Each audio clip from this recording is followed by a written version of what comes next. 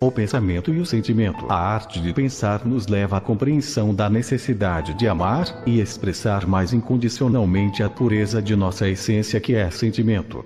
Qualquer movimento contrário é a constatação da sombra promovida pelo ego. A consciência é o nível de clareza das nossas vestes mentais de natureza egotista. Estas vestes envolvem nosso espírito, a chamada centelha divina, como a clara do ovo envolve a gema. Quanto mais depuramos e eliminamos nossas ilusões, descristalizando pensamentos equivocados, estes véus que envolvem o espírito vão se tornando mais transparentes, e aí a nossa luz interior brilha com mais intensidade. Diante desta alquimia mental da alma, vamos consequentemente elevando nosso nível de lucidez mental e consequentemente o espiritual. Consciência é, portanto, uma espécie de nível de transparência sobre a nossa verdadeira essência, que é luz, energia pura e amor. Quanto mais conscientes, liberamos esta energia, os sentimentos puros, sem a mácula da mente, ou melhor, da interferência causada pela estrutura mental ilusória, ou seja, do chamado ego. As emoções são simplesmente o resultado desta manifestação interior, sentimentos passando pela grade mental e sendo projetados em forma de emoções relativas à nossa forma de pensar. Mente pura, emoções positivas e sentimentos fluindo cada vez mais harmônicos e abundantes rumo ao universo exterior. Evoluir e elevar nossa consciência é decorrência da depuração e alquimia mental. Porque em essência e verdade somos seres de luz e puros, somos em essência amor, e apenas perdemos a consciência sobre esta verdade, por acreditarmos na ilusão quanto nossa verdadeira natureza primária. Como foi descrito na Gênese bíblica, devemos entender que comemos do fruto proibido, da árvore do conhecimento do mal, colocando este conhecimento contrário à perfeição da criação e da nossa própria essência, sujando nossas vestes mentais. Logo, ao perder nossa pureza de pensamento, fomos convidados a experienciar no mundo, como filhos pródigos, para eliminarmos o efeito nocivo deste fruto e depurar aquilo que na visão do paraíso de Deus é mera irrealidade e ilusão. A sabedoria é o processo de depuração de nossa forma de compreender quem somos e o que somos. Este processo, no conceito da ciência moderna, seria a própria aquisição da chamada inteligência emocional, onde a mente vai descristalizando formas dissonantes com a nossa realidade divina essencial e pura. Por este motivo é correto dizer que é quando a mente entende o coração, ou seja, a necessidade de liberar os sentimentos de forma cada vez menos condicional, vamos manifestando sem interferência, repressão ou distorção, o que temos de mais puro em nosso interior com mais harmonia. Como em nossa mente temos estruturas equivocadas quanto a esta necessidade, estruturas que chamamos de ego, é certo dizer que no ego reside estas ilusões, sendo que ser egoísta é querer sempre para si próprio, e isto é contrário ao sentido da doação e da liberação de nosso sentimento puro, do nosso amor.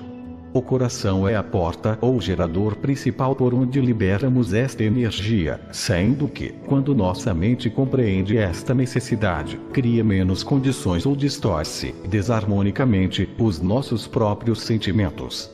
Podemos assim compreender que sem a manifestação de nossos sentimentos puros de forma harmônica, é a nossa própria mente racional egotista que distorce e gera as emoções dissonantes, em conformidade com o próprio teor mental equivocado ou ilusório.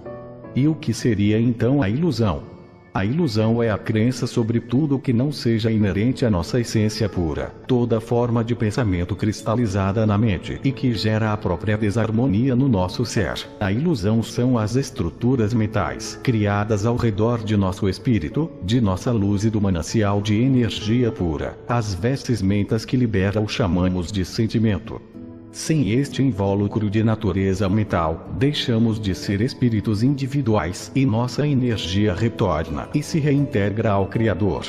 A nível quântico e mediante uma compreensão metafísica do nosso ser, diríamos que energia é sentimento, que a tela mental onde são estruturadas as formas pensamentos, seria uma espécie de um corpo holográfico plasmático que envolve nossa essência espiritual ou a chamada centelha divina. Daí por diante, é mero processo de projeção, onde a vibração gerada pela energia pura, passando pelos corpos mentais, que compõem a grade mental racional, atua como um agente intermediário. A resultante desta equação da vida é a materialização das ondas vibracionais e energéticas resultantes, o que chamamos de emoções, e estas emanações plasmam no exterior, incluindo o próprio corpo físico, quando estamos encarnados, a causa inclusive de diversas doenças psicossomáticas. A equação de forma simples seria sentimento, passando pelo pensamento e projetando emoções.